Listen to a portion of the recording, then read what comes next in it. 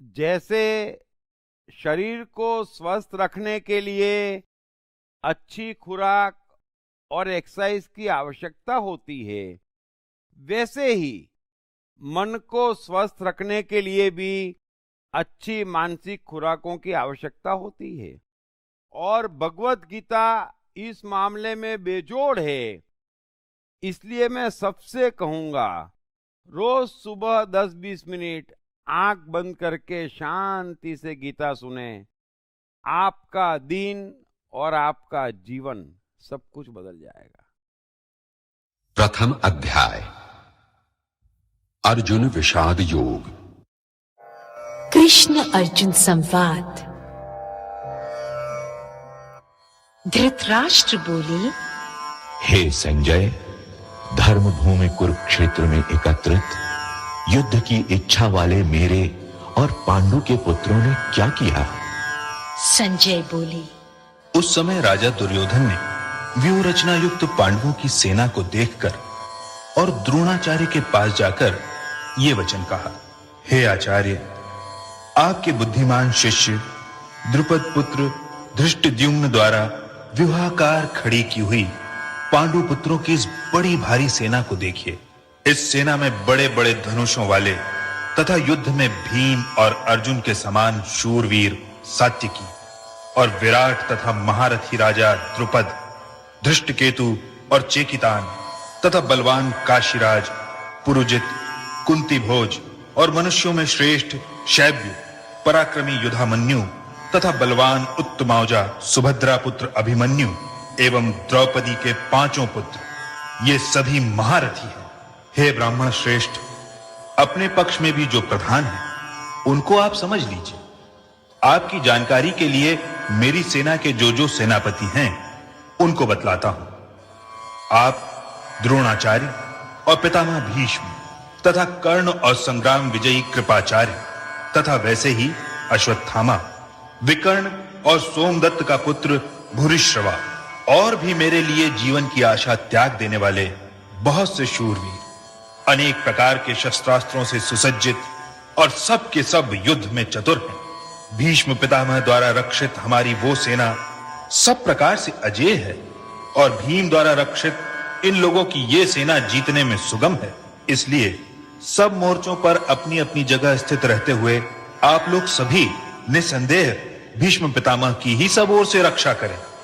कौरवों में वृद्ध बड़े प्रतापी पितामह भीष्म ने उस दुर्योधन के हृदय में हर्ष उत्पन्न करते हुए उच्च स्वर से सिंह की दहाड़ के समान गरज कर शंख बजाया।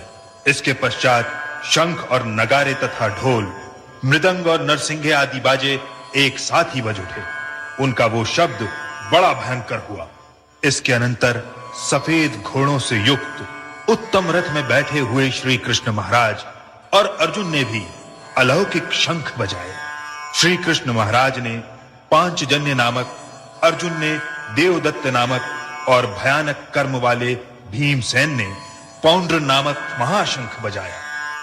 कुंती पुत्र राजा युधिष्ठिर ने अनंत विजय नामक और नकुल तथा सहदेव ने सुघोष और मणिपुष्पक नामक शंख बजाए।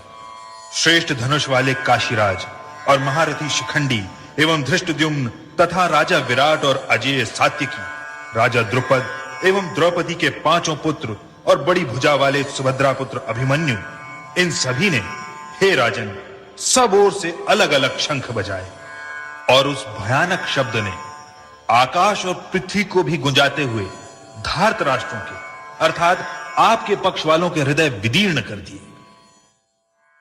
हे राजन, इसके बाद कपिध्वज अर्जुन ने मोर्चा बांधकर डटे हुए धृतराष्ट्र संबंधियों को देखकर उस शस्त्र चलने की तैयारी के समय धनुष उठाकर ऋषिकेश श्री कृष्ण महाराज से ये वचन कहा, हे अच्युत, मेरे रथ को दोनों सेनाओं के बीच में खड़ा कीजिए और जब तक कि मैं युद्ध क्षेत्र में डटे हुए युद्ध के अभिलाषी इन विपक्षी योद्धाओं को भली प्रकार देख लूं कि इस युद्ध व्यापार में मुझे किन-किन के साथ युद्ध करना योग्य है, तब तक उसे खड़ा रखिए।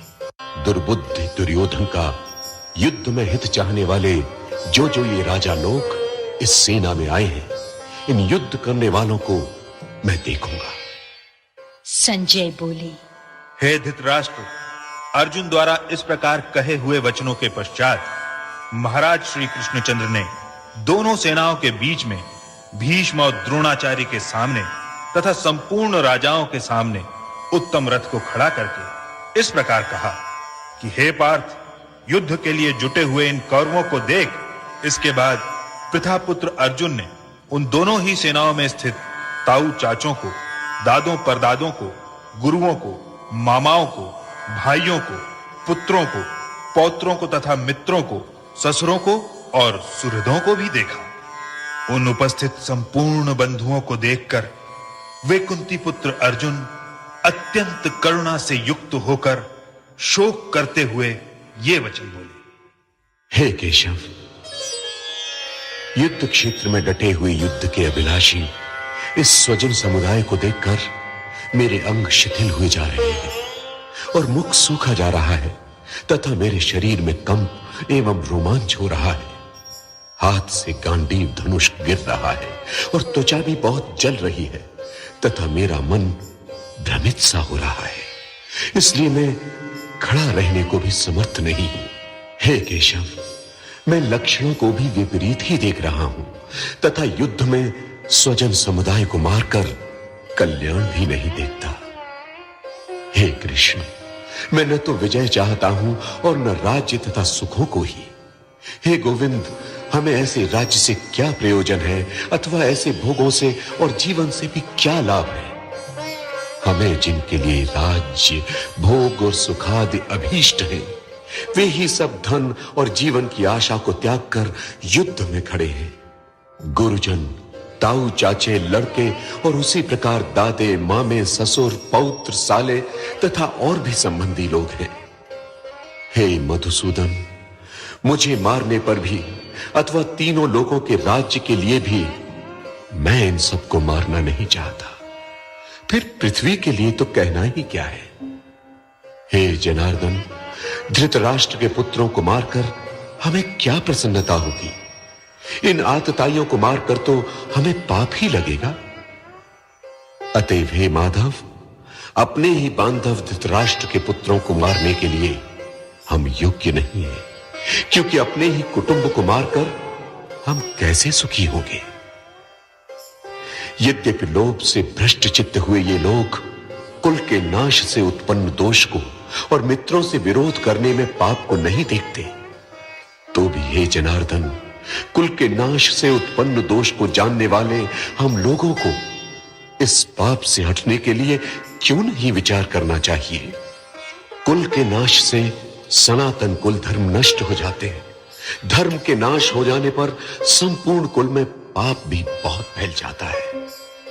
हे कृष्ण, पाप के अधिक बढ़ जाने से कुल की स्त्रियां अत्यंत दूषित हो जाती हैं और हे वार्ष्णेय, स्त्रियों के दूषित हो जाने पर वर्ण संकर उत्पन्न होता है।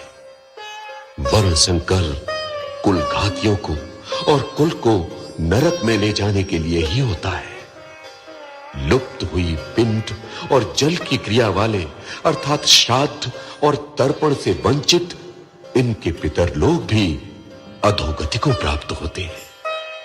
इन वर्ण संकर कारक दोषों से कुल घातियों के सनातन कुल धर्म और जाति धर्म नष्ट हो जाते हैं। हे जनार्दन, जिनका कुल धर्म नष्ट हो गया है, ऐसे मनुष्यों का अनिश्चित काल तक नरक में वास होता है, ऐसा हम सुनते आए हैं। हा शोक, हम लोग बुद्धिमान होकर भी महान पाप करने को तैयार हो गए हैं, जो राज्य और सुख के लोभ से स्वजनों को मारने के लिए उद्यत हो गए हैं। यदि मुझे शस्त्र रहित एवं सामना न करने वाले को शस्त्र हाथ में लिए हुए धृतराष्ट्र के पुत्र रण में मार डाले, तो वो मारना भी मेरे लिए अधिक कल्याणकारक होगा। संजय बोले, रणभूमि में शोक से उद्विग्न मन वाले अर्जुन इस प्रकार कहकर बाण सहित धनुष को त्याग कर रथ के पिछले भाग में बैठ गए। कृष्ण मन और जीवन के मास्टर। कृष्ण एक प्रेमी, एक कलाकार, एक गुरु, एक राजनेता, एक व्यवसायी। कृष्ण शून्य से सृजन करने का एक श्रेष्ठ